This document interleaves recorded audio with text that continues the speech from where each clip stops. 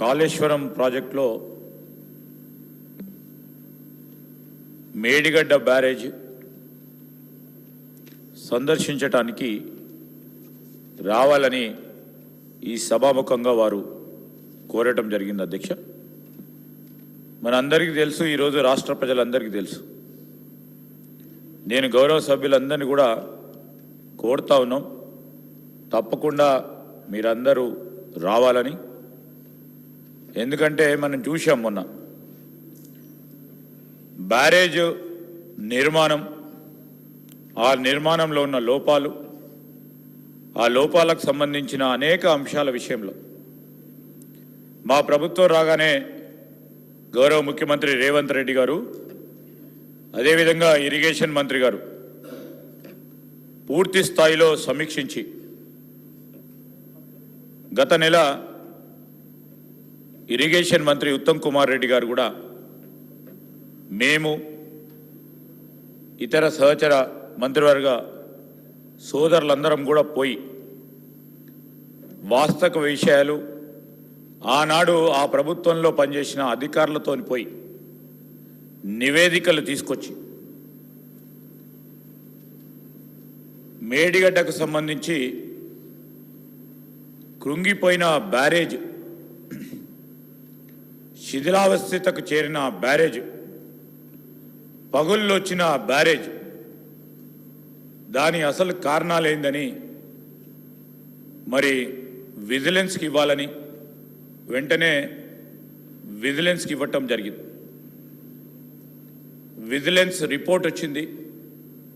ఆ రిపోర్ట్ ఇచ్చిన నేపథ్యంలో ఆ రిపోర్టుకు సంబంధించిన అనేక అంశాలపై ప్రత్యక్షంగా కూడా ఈరోజు గౌరవ ముఖ్యమంత్రి రేవంత్ రెడ్డి గారి ఆధ్వర్యంలో ఉప ముఖ్యమంత్రి గారు, అదేవిధంగా గౌరవ సహచర మంత్రివర్గ సభ్యులు, గౌరవ శాసనసభ్యులు అందరం కూడా అన్ని పార్టీలకు సంబంధించి ఈరోజు సిపిఐ కానీ, ఎంఐఎం కానీ, బీజేపీ కానీ, టీఆర్ఎస్ పార్టీ వారిని కూడా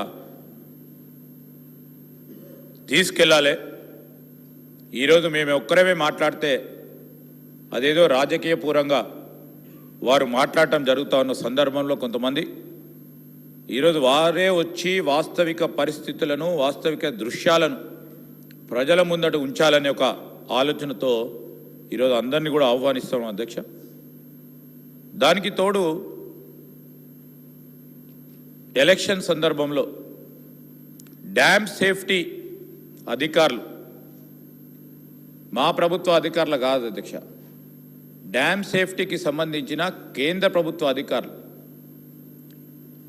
మొదటి నుంచి కూడా ప్రాజెక్ట్ డిజైనింగ్లో, ప్రాజెక్ట్ ఇంప్లిమెంటేషన్లో, ప్రాజెక్ట్ ఎగ్జిక్యూషన్లో ఈరోజు అన్నిట్లో కూడా తప్పిదాలు ఉన్నాయని వారిచ్చిన అభిప్రాయాన్ని ఈ సభాముఖంగా ఈరోజు తెలియజేస్తూ ఉన్నాం. పత్రికల్లో కూడా వచ్చింది. డ్యామ్ సేఫ్టీకి సంబంధించి ఆ డ్యామ్ సేఫ్టీ అధికారులు ఈరోజు ఈ పగుళ్ళకి, ఈ కుంగిపోవటానికి ఎప్పుడు లేని విధంగా యావత్ భారతదేశంలో ఎన్ని బ్యారేజీలు నిర్మాణం చేసినా, ప్రత్యేకించి మా కాంగ్రెస్ పార్టీ ప్రభుత్వంలో పెద్ద పెద్ద బ్యారేజీలు కానీ డ్యాములు కట్టి ఈరోజు 40-50 సంవత్సరాలు గడిచినప్పటికీ ఒక్క డ్యామ్ పరంగా కూడా చిన్న పగుళ్ళు వచ్చినాయనో లేక ఈరోజు కుంగిపోయిందనో ఎప్పుడు కాలేదు అధ్యక్ష. ఈరోజు ఈ విధంగా జరిగిందంటే రాష్ట్ర ప్రజలకు సంబంధించిన సంపద ఏ విధంగా వృధా కావటం జరిగింది. ఆనాడున్న ప్రభుత్వం తీసుకున్న అనాలోచితమైన నిర్ణయాల వల్ల ఇష్టారాజ్యంగా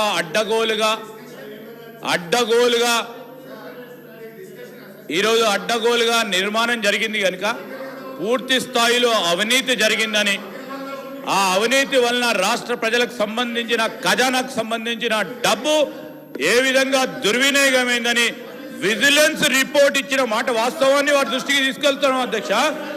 వారి దృష్టికి తీసుకెళ్తా ఉన్నాం అధ్యక్ష. మేం చెప్పింది కాదు. ఈరోజు మా ప్రభుత్వం చెప్తే ఒక రీతిగా ఉంటుంది, మేమేం చెప్పలేదు అధ్యక్ష. ఒక పరంగా డ్యామ్ సేఫ్టీ అధికారులు, ఇంకో పరంగా అధికారుల పరంగా విజిలెన్స్ రిపోర్టుకు సంబంధించి తీసుకున్న నిర్ణయం ప్రకారం ఈరోజు వాళ్ళే వాస్తవాలను చూడడానికి రమ్మంటున్నాం అధ్యక్ష. ఈరోజు వాస్తవాలను వారు స్వయాన వారి కళ్ళతో చూడాలని వారిని కోరుతా ఉన్నాం అధ్యక్ష. ఈరోజు మేము వారిని కూడా కోరేది ఒకటే. ఈరోజు నా నియోజకవర్గానికి సంబంధించిన 3 బ్యారేజీలు కట్టిన అధ్యక్ష. ఒక్క నిమిషం శ్రీధర్ బాబు గారు, ఒక్క నిమిషం. హరీష్ రావు గారు ఎల్ఏ మినిస్టర్గా మీకు అనుభవం ఉన్నది.